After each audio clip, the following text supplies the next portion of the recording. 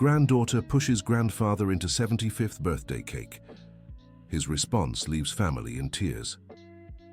Walter Johnson stood there, watching all the preparations for his birthday party, but his heart felt heavy, as if weighed down by stones. At 75, the celebration felt more like a family obligation than a moment of joy. When his little granddaughter Lily, just 6 years old, approached the cake table with a mischievous smile on her face, he had no idea what was coming. The girl looked at him, then at the chocolate cake with white frosting, and in one quick motion she pushed her grandfather's face right into the dessert. Silence fell over the room. Every family member present froze, waiting for an outburst of anger from the patriarch, known for his difficult temper. But when Walter lifted his face, covered in whipped cream, tears began streaming down his cheeks, mixing with the sweet frosting. "Thank you, my little one," he whispered, his voice choked with emotion. The entire family was stunned. Jennifer, Lily's mother and Walter's eldest daughter, felt her heart race. She had never seen her father cry like that in front of everyone. "Dad, are you okay?" asked Michael, the youngest son, stepping forward cautiously. Walter wiped his face, trying to clean off the whipped cream, but the tears kept falling. Lily, oblivious to the gravity of the moment, giggled and clapped her hands. "Grandpa looks like a clown," she cheered. "Lily, that's not okay," scolded Jennifer, mortified. "Apologize to Grandpa right now." But Walter shook his head, signaling it wasn't necessary. He knelt in front of his granddaughter, meeting her eye level, and held her tiny hands. "You know, Lily, a long time ago someone used to do this to me too," he said, his voice still trembling. The chatter in the room quieted. Lily's cousins, aunts, uncles, everyone listened intently to the patriarch's words. "Who, Grandpa?" Lily asked, curious. Walter took a deep breath. It was the first time in 40 years he would speak about this in front of the whole family. "Your Aunt Susie, my youngest daughter." The name of the aunt who had left them too soon struck the room like lightning. No one had spoken about Susie in decades. It was a forbidden topic in the Johnson household. Sarah, Walter's second daughter, felt her legs weaken. She had only been 12 when she lost her sister, but she remembered her father's birthdays before that terrible day perfectly. "Every single one of my birthdays, without fail, Susie would push my face into the cake," Walter continued, still holding his granddaughter's hands. "She said it was tradition, that every birthday person had to get messy." Lily listened intently, even if she didn't fully understand. "After she was gone, I never allowed any fun at my birthdays again. I never laughed at one of these parties, but today..." He paused, overcome with emotion. "Today, you reminded me of her, little one." The room was thick with emotion. Jennifer moved closer to her father, gently touching his shoulder. "Dad, you never told us that." "Because it hurts too much, sweetheart. It hurts too much to remember she's not here to push my face into the cake every year." Michael, always the most emotional in the family, couldn't hold back his tears. He remembered his 7-year-old sister playing with him in the backyard, laughing too loud, loving to pull pranks. "Did Aunt Susie like chocolate cake?" Lily asked innocently. "It was her favorite," Walter replied, smiling for the first time in ages. "Just like yours, isn't it?" Lily nodded excitedly. "Then she would have loved seeing Grandpa all messy," the little girl concluded with the simple logic of children. That simple sentence hit Walter hard.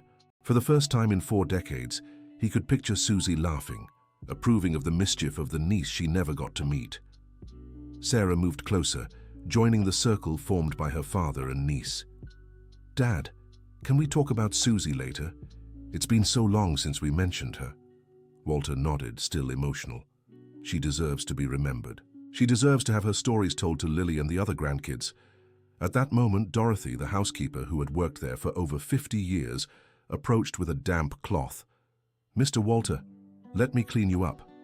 "No, Dorothy. Today, I'll stay like this a little longer." He looked at Lily. "Susie always said it was good luck to get messy on your birthday." Lily let out a little squeal of joy. "Then Grandpa's gonna have lots of luck." The party, which had started tense, was turning into something different. The other family members who had been watching awkwardly began to gather closer. It was as if a long-locked door had finally opened. Dear listener, if you're enjoying the story, don't forget to like and especially subscribe to the channel. It really helps us who are just starting out. Now, continuing. Richard, Walter's older brother, who had been quiet in the corner, decided to speak up.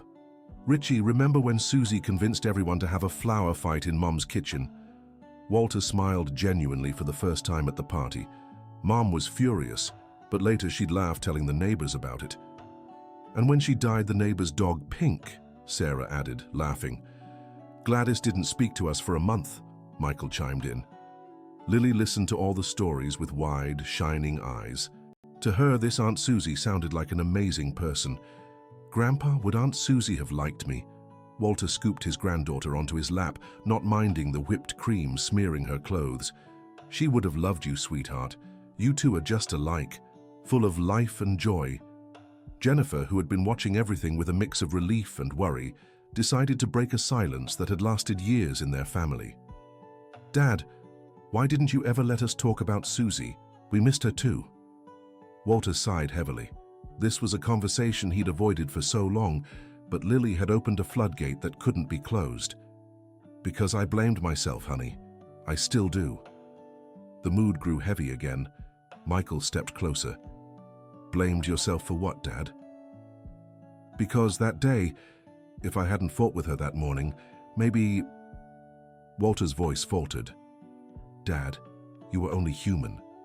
Parents argue with their kids every day, Sarah said, touching his arm. But it was the last thing I said to her. I told her she was grounded for breaking your mother's vows, said no dessert for a week. Lily, still in her grandfather's lap, touched his face. But Grandpa, everyone fights sometimes. Mommy gets mad when I make a mess, but then she gives me kisses. The child's simplicity brought a perspective the adults, in their complex grief, couldn't see. It's true, Dad, Jennifer agreed. Susie knew you loved her. A silly fight doesn't change that. Dorothy, who had witnessed the family's entire history, spoke up. Mr. Walter, if I may, Susie spoke of you with such pride. Even that day, after the fight, she told me she was going to draw a picture to say sorry. Walter looked at her, surprised. She said that. She did.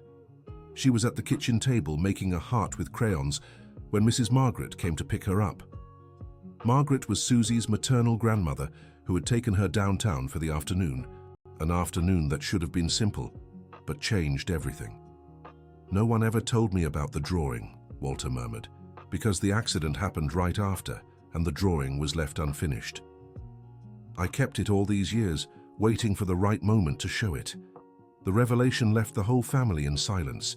Dorothy had preserved a piece of Susie's memory for 4 decades. Do you still have it? Asked Michael, emotional. Yes, I do.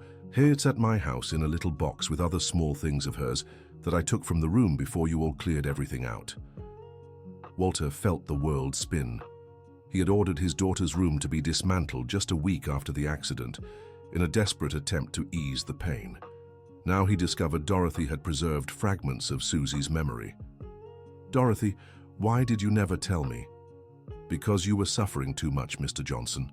And then so much time passed that I didn't know if it would help or make things worse. Lily, who was still in her grandfather's arms, noticed everyone was sad.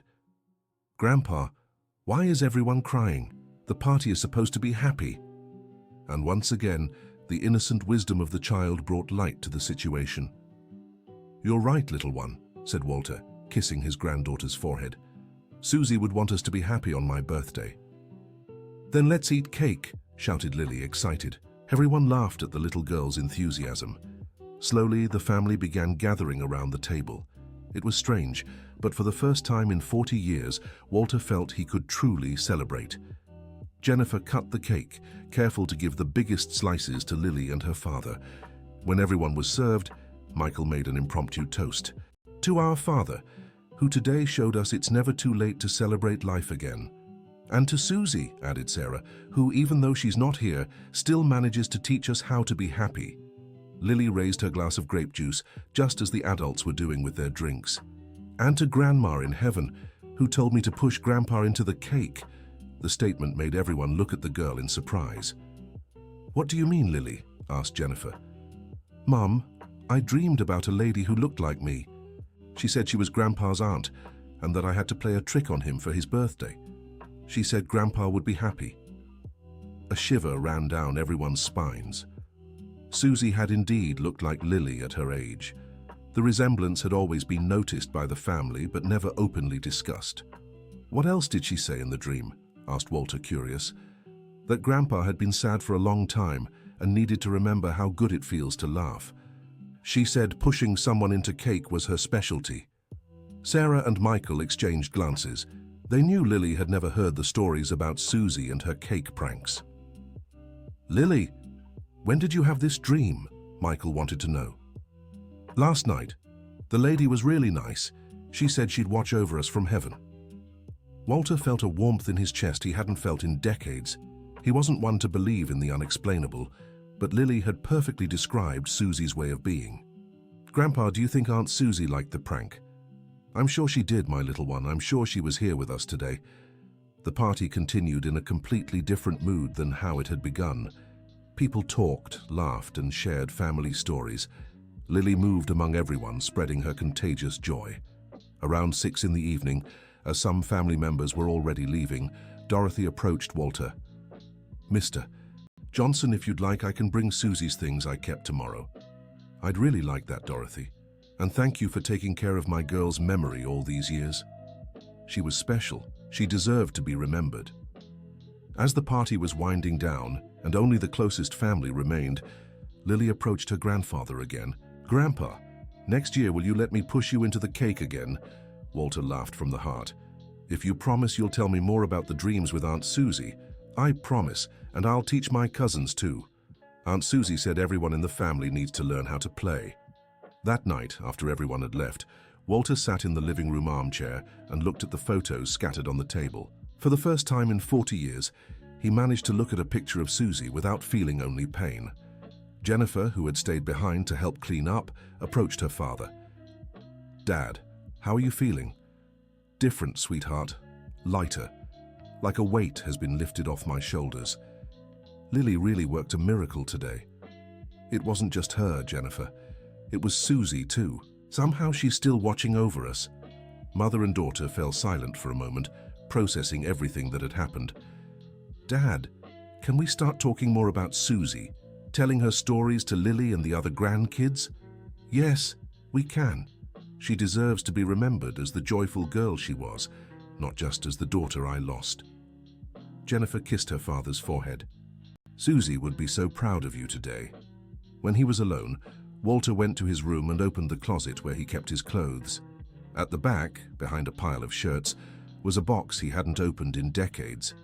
Inside were a few photos of Susie, a toy she loved, and the last little letter she had written to him on Father's Day. With trembling hands, he unfolded the yellowed paper. "Daddy, you're the best father in the world. Thank you for letting me push you in the cake. Next year I'll push harder. I love you so much. Susie." Tears came again, but this time they were different. They were tears of gratitude, of love, of sweet longing. Walter fell asleep that night with Susie's letter in his hand, and his heart more at peace than it had been in a long time.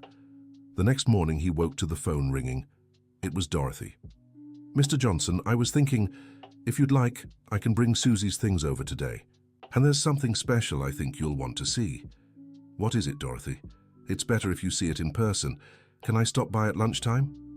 "Of course. I'll be waiting." Walter spent the morning restless, wondering what Dorothy could have kept hidden for so long. At noon sharp, she rang the doorbell, carrying an old shoebox. "Mr. Johnson, I brought everything I managed to save from Susie's room." They sat at the kitchen table, and Dorothy took things out of the box one by one. Some drawings, a little notebook where Susie jotted things down, a small cloth doll, and finally, the drawing she had been working on the day of the accident. It was a big heart, colored in red crayon, and inside, written in shaky letters, it said, "Sorry, Daddy. I love you." Walter held the paper with extreme care, as if it were the most precious treasure in the world. She was finishing it when Grandma Margaret arrived, Dorothy explained. She said she was going to leave it on your nightstand for you to find when you got home from work. All these years, I thought she had left angry with me. No, Mr. Johnson, she was eager to make up. That's just how she was. Walter stared at the drawing for a long time. Finally, he had the certainty that his last conversation with Susie hadn't been an unresolved fight. Dorothy, you've given me a gift worth more than anything in the world. Susie would have wanted you to know. That afternoon, Walter called all his children and invited them over for dinner. When they arrived, he held Susie's drawing in his hand. Everyone, I want to show you something. He told them about Dorothy's visit and showed them the drawing. There wasn't a dry eye at the table. Dad, this changes everything, Michael said, emotional. Yes, son, it does. Change because now I know that Susie forgave me even before she left.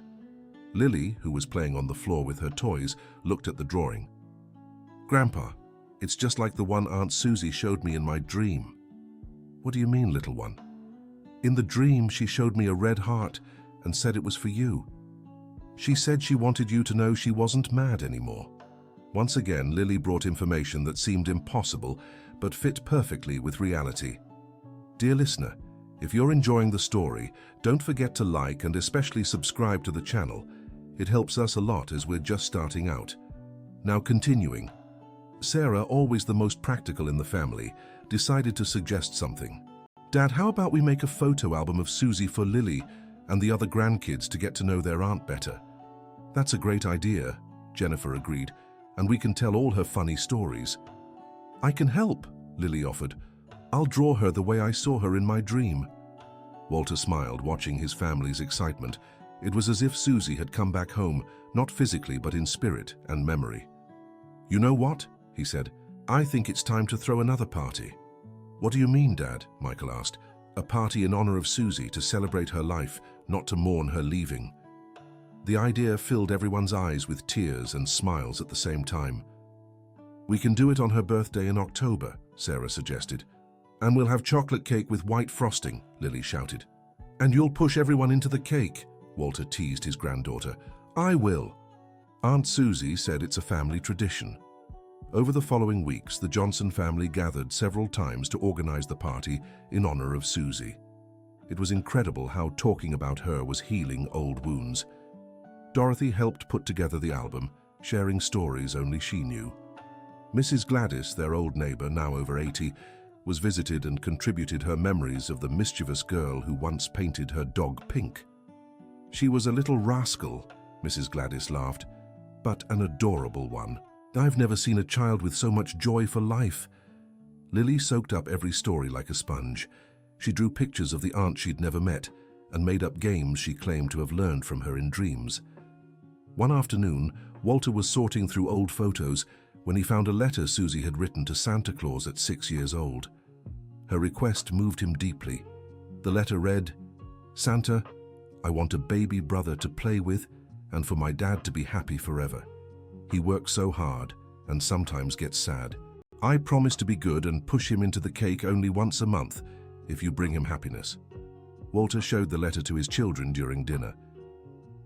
She always cared about my happiness, he said, emotional. And I spent 40 years sad, wasting the gift she most wanted to give me. Dad, but now you can be happy again, Jennifer comforted him. Susie would want that. It's true, and you know she got the baby brother she asked for. Richie was born 2 years after this letter. Richie, now a grown man of 42, was moved to learn he'd been a gift wished for by his sister. I never knew she asked for that, he murmured. She was so happy when you were born, Walter recalled. She said now she had someone to teach all her mischief to. And she sure did, Richie laughed. I remember some of the pranks she taught me. Lily, listening intently, had an idea. Grandpa, Aunt Susie taught Uncle Richie. Now she can teach me through dreams and I'll teach my cousins. The child's logic made everyone smile. Somehow Lily was becoming the new Susie of the family, spreading joy and bringing everyone together. The day of the party in honor of Susie arrived. The Johnson family had invited everyone who had known the little girl. Old neighbors, school friends, distant relatives.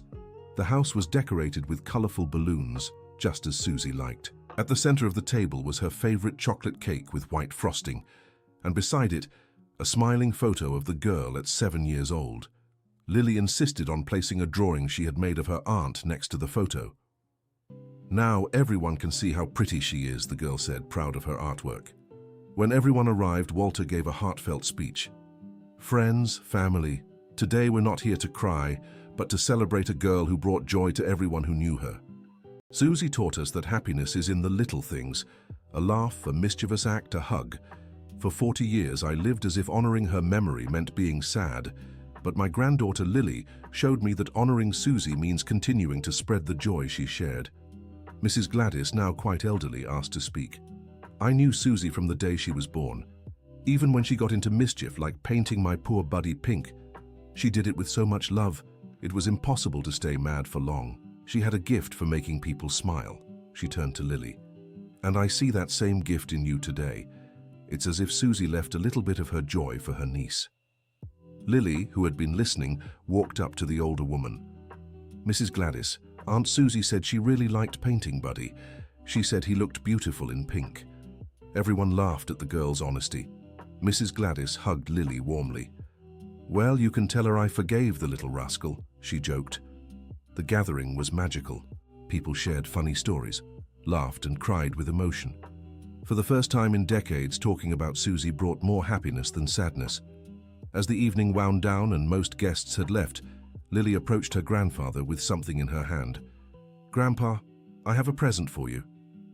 It was a new drawing, different from the others. It showed Walter and Susie side by side, both smiling and covered in cake. "Aunt Susie helped me make it," Lily explained. "She said now you two can get into mischief together forever in your heart." Walter hugged his granddaughter so tightly she giggled. "Thank you, my little one. You gave my girl back to me." "And Aunt Susie gave me the best grandpa in the world," Lily replied, returning the hug. That night, for the first time in 40 years, Walter slept truly at peace. He dreamed of Susie, but it was a good dream. She was playing with Lily in a garden full of flowers, and both waved at him, happy. When he woke the next morning, he found a drawing under his door. It was from Lily, 2 girls holding hands with the words, "Aunt Susie and I take care of Grandpa." Walter kept the drawing alongside the heart Susie had made years ago. They were his most precious treasures, bridges between the past and present, between sorrow and joy. The weeks that followed brought renewal for the entire Johnson family. Michael started bringing his own children to visit their grandfather more often. Sarah set up a family quick chat group where everyone shared daily photos and stories. Jennifer noticed an incredible change in her father. He began leaving the house again, visiting friends, smiling easily. It was as if he had grown years younger in just weeks. "Dad, you're different," she remarked during lunch one day. "I'm alive again, sweetheart. Lily and Susie showed me I was wasting the time I still have." "And what will you do with that time?" Walter smiled mysteriously. "I've got some plans. I want to get to know my grandchildren better, travel a little, maybe even get into some mischief." "Mischief?" Jennifer laughed. "Lily's teaching me. She says every grandpa needs to know how to play pranks with his grandkids." Indeed, Lily had become Walter's teacher in the art of being joyful. She visited him almost every day after school and always came up with a new game. "Grandpa, Aunt Susie taught me a new game in my dream today," she said one afternoon. "What was it?" "Pillow fight. She said it's so much fun."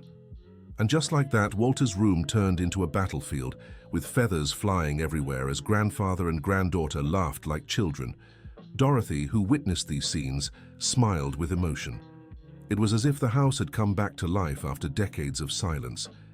"Mr. Walter is just like when Susie was little," she remarked to Jennifer. "Here it seems he's found his joy for life again." A month after the party in honor of Susie, Walter called the whole family for a special meeting.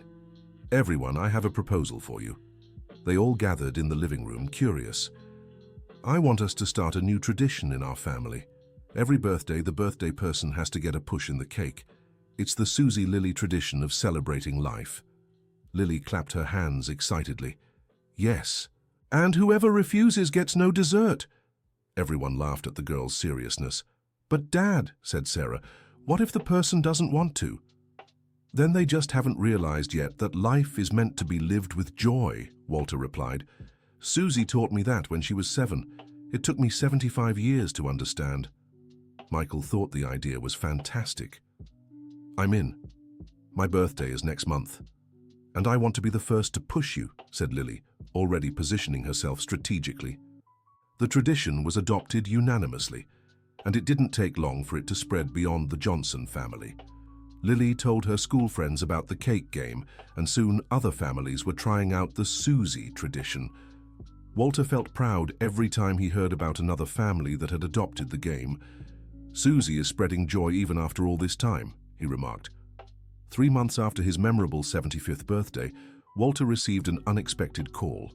It was from a local radio journalist. Mr. Walter, we heard about your family's story through acquaintances. We'd like to do a feature on the cake tradition. It seems to be spreading all over town. Walter was surprised. He hadn't imagined the story had gone so far. But it's just a family game, he said modestly. So families here are saying this game has saved marriages, brought parents and children closer, and brought joy to homes that were sad. This is much more than just a game. After talking with his family, Walter agreed to the interview.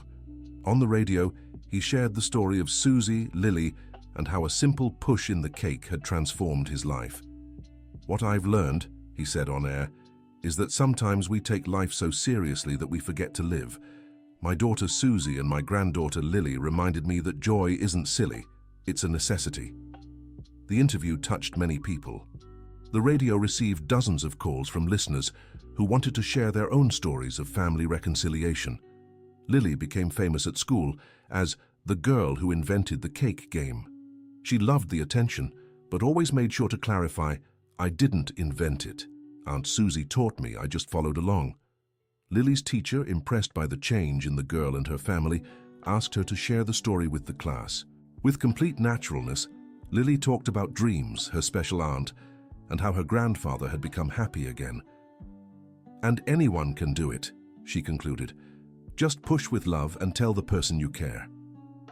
One of the mothers present at the presentation was a psychologist and was struck by the child's emotional wisdom. Lily has a very mature understanding of love and forgiveness, she commented to Jennifer afterward. It's rare to see such a young child with so much emotional intelligence. I think she inherited it from the aunt she never met, Jennifer replied, smiling. Dear listener, if you're enjoying the story, please take a moment to like and especially subscribe to the channel. It helps us a lot as we're just starting out. Now continuing, winter arrived, and with it came an unexpected proposal. The neighborhood church invited Walter to share a testimony about overcoming adversity and family during the county fair. Mr. Johnson, your story is inspiring so many people. We'd like you to share your experience, said the priest.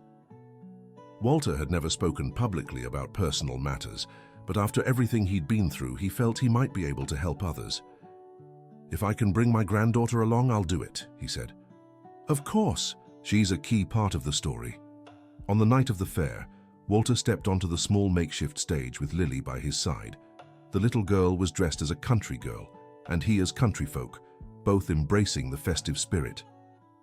Folks, Walter began, slightly nervous, I'm not a man of many words, but I want to tell you how my 6-year-old granddaughter taught me to live again. He told the whole story, the loss of Susie, 40 years of sorrow, Lily's mischief, the discovery of the letters and drawings saved by Dorothy, and the transformation that followed. What I've learned, he said, his voice steady, is that the pain of loss doesn't have to destroy our ability to feel joy. We can honor those who've passed by being happy, not by staying sad. Lily, who had been quietly listening, asked for the microphone. Everyone, my grandpa was really sad, but Aunt Susie taught me that sadness can't last forever. Everyone deserves a push in the cake of life. The audience laughed and applauded the little girl's spontaneity. Afterward, many people came up to share their own stories of loss and resilience. An elderly woman with white hair, Mrs. Mildred, held Walter's hands with tears in her eyes. Mr. Johnson, I lost my son 15 years ago, and since then, I haven't celebrated anything.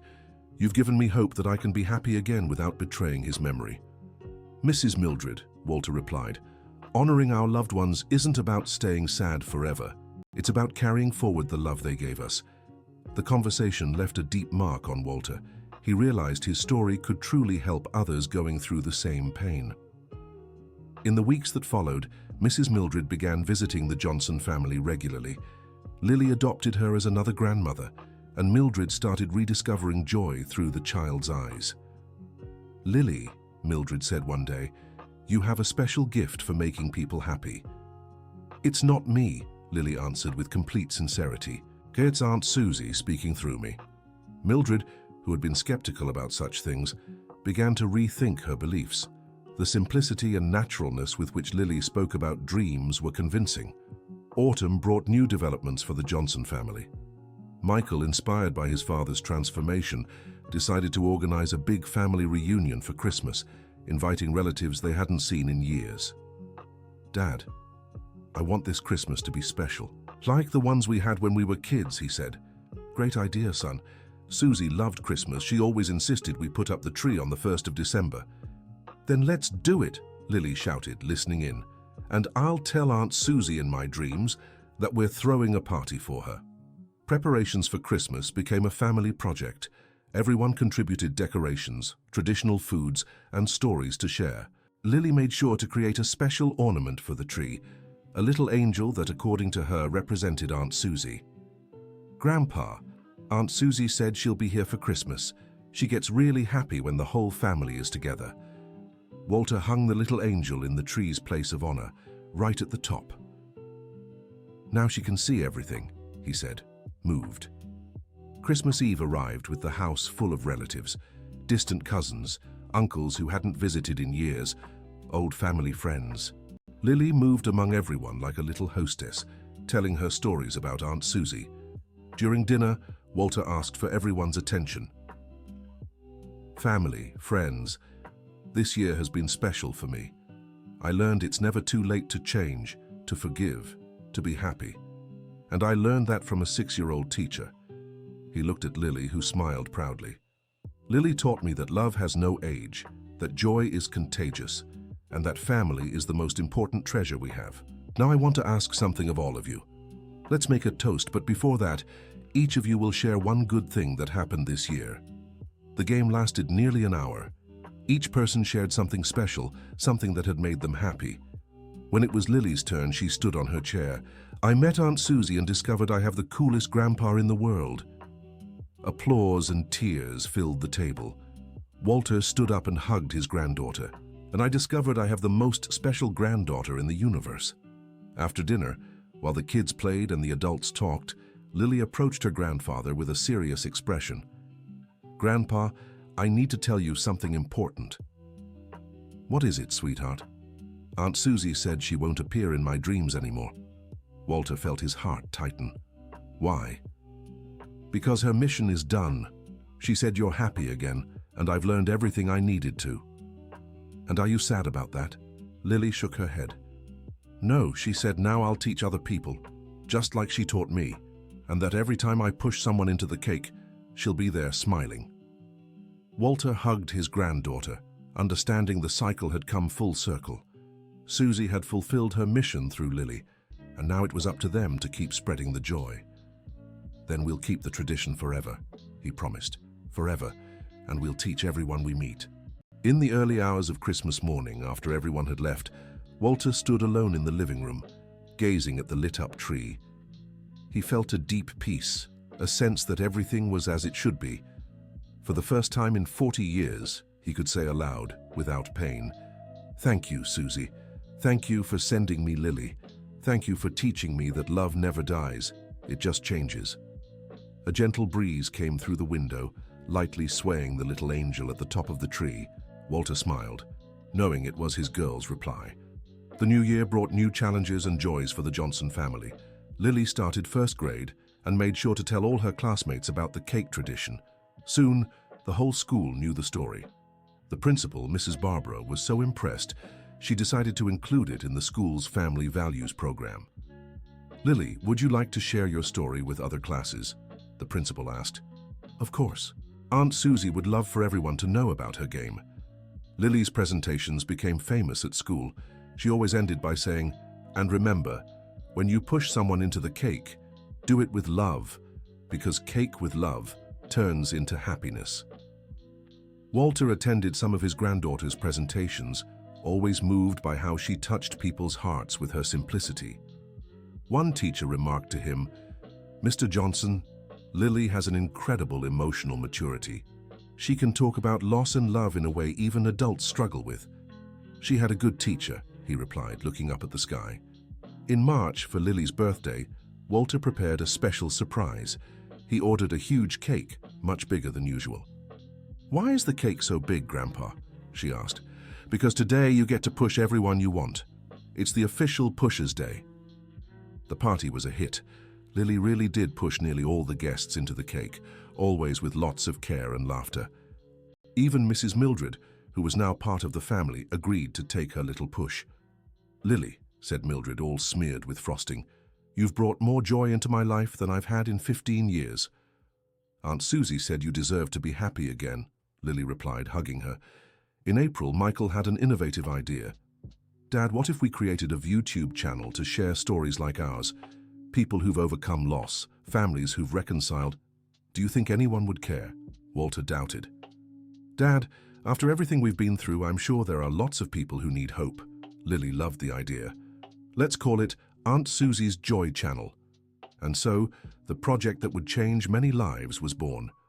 The channel started modestly, with Walter and Lily telling their story. But soon they began receiving testimonials from other viewers. The first video, "The Granddaughter Who Saved Her Grandfather with a Push in the Cake," went viral locally. In a week, it had over 50,000 views. The comments were touching. "My daughter watched it and pushed me into my birthday cake. We haven't laughed like that together in years. I lost my mom last year and was depressed. This story showed me I can honor her memory by being happy. My 4-year-old grandson now insists on pushing everyone into the cake. Our family's a mess, but we're closer than ever." Lily became famous as the Cake Girl and loved the attention, but she always made sure to credit Aunt Susie. "Everyone," she'd say in the videos, "I'm just doing what Aunt Susie taught me. She's the special one." In May, something unexpected happened. A TV producer from New York reached out, wanting to make a documentary about the family's story. "Mr. Johnson, your story represents the best of humanity. Love, forgiveness, resilience. We'd love to share it with the whole country."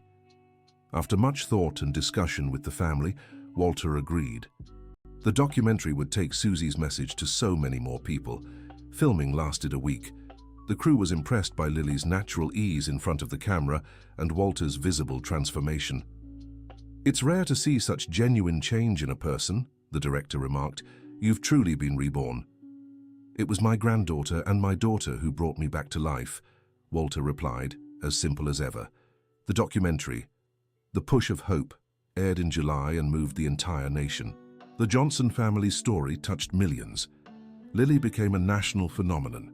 She appeared on TV shows, was featured in magazines, and inspired ad campaigns. But she remained the same sweet, down-to-earth girl. "Grandpa," she said one day, "why do so many people want to talk to me?" "Because you teach important things, little one. You show that love and joy can heal any sadness." "But I just did what Aunt Susie told me. And that's exactly why it's so special." With all the fame, the family received invitations to travel across the country sharing their story. Walter, who at 75 had never left his hometown, found himself flying to places he'd only seen on TV. "Never thought at my age I'd get to see the whole country," he told Jennifer. "Aunt Susie always said she'd take you to see the world," her daughter reminded him. In a way, she kept her promise. In August, Lily turned 7, the same age Susie had been when she passed. The coincidence didn't go unnoticed by the family. "Grandpa," Lily said on her birthday, "now I'm the same age Aunt Susie was." "That's right, sweetheart. And you're just like her in your joy and the way you spread love." "I think she chose me to keep doing her work." Walter hugged his granddaughter, certain he was right. Lily truly was Susie's continuation in this world. Lily's 7th birthday party was streamed live on the family's YouTube channel. Thousands watched and joined the celebration virtually. Children from all over the United States made videos pushing their relatives into cakes and sent them to the channel. "Look, Grandpa," Lily said excitedly, "Aunt Susie's tradition is all over the country." And it truly was. The Susie tradition had spread nationwide. Whole families adopted the playful act. Therapists recommended it to bring parents and children closer, and even companies started using the idea in team gatherings. In September, news arrived that moved the entire family. The City Council decided to establish the Municipal Day of Family Joy in honor of Walter and Lily's story. "Mr. Johnson," the mayor said during the ceremony, "your family has shown that small gestures can change lives. This city is proud of you." Lily, dressed in her finest dress, gave a speech that brought tears to everyone's eyes. Everyone, Aunt Susie must be so happy in heaven seeing her little game turn into a celebration for the whole town. In October, on Susie's birthday, the family threw the biggest party yet. They invited everyone they'd met over the year, the TV crew, channel followers, families who'd adopted the tradition, and local officials. "This party," Walter said, "is to celebrate Susie, Lily, and all the families who rediscovered joy through a simple push into a cake." The celebration lasted all day. There were cake push stations for anyone who wanted to join, families sharing their own reconciliation stories, and a giant collaborative cake where everyone could leave a message for Susie. Lily, as always, was the star of the party, but this time she had company. Dozens of other children who had also learned the Susie tradition and came to show their skills. "Grandpa," she said, watching all those happy kids, "Aunt Susie got what she wanted. Everyone's happy." Walter looked around and saw families reunited, children laughing, adults embracing. Truly, Susie had spread her joy far beyond what she could have imagined. That night, as the party wound down, Lily approached her grandfather with a thoughtful expression. "Grandpa, I had another dream about Aunt Susie last night." "Oh, I thought she wouldn't appear anymore." "It was the last one. She said her mission is complete now, that her joy is spread all over the world and she doesn't need to worry anymore." "What else did she say?" "That you're the most special father she could have had, and that she loves our family so much, and that now it's time for me to grow up and keep spreading joy on my own." Walter felt a deep emotion. It was as if Susie had come to say goodbye for good, knowing her mission was fulfilled. "And are you ready to continue alone?" "I won't be alone, Grandpa. I'll have you, Mom, Uncle Michael, Aunt Sarah, and our whole family. And I'll always carry Aunt Susie's memory in my heart." That night, Walter went to sleep with his heart completely at peace. At 75, he had learned that it's never too late to start over, that love never dies, and that joy can transform any situation. Lily fell asleep hugging Aunt Susie's drawing, knowing that from now on, she would be the one responsible for keeping the tradition of joy alive in the Johnson family. The year ended with the family closer than ever. The ViewTube channel had over 1 million subscribers, the documentary had won an award, and the Susie tradition had officially spread across the entire United States.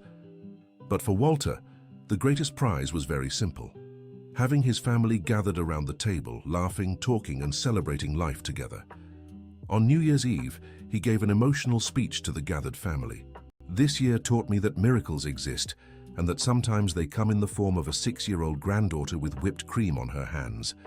Susie gave me back my life through Lily, and now it's up to all of us to keep spreading this joy." Lily, now almost 8 and more mature but still just as spontaneous, raised her glass of grape juice. "Our toast to Aunt Susie, who taught us that pushing with love makes everyone happy." "And a toast to Lily," Walter added, "who brought our family back to life." When the fireworks began bursting in the sky, announcing the new year, Lily ran to the window and shouted to the heavens, "Thank you, Aunt Susie. I promise to take good care of our family." Walter stood beside his granddaughter, watching the colorful fireworks light up the sky. He felt Susie's presence there, no longer in dreams or signs, but embodied in the joy that was now a part of the Johnson family's life. "Grandpa," Lily said, still looking at the sky, "next year, will we teach even more people to push in the cake?" "Yes, little one. We'll spread joy all over the world, just like Aunt Susie wanted." Exactly like Aunt Susie wanted. And so, a family that had lived through decades of sadness learned that true love never dies. It only transforms, and finds new ways to show itself. Lily had become the bridge between a painful past and a hopeful future, proving that sometimes the greatest lessons come from the smallest people.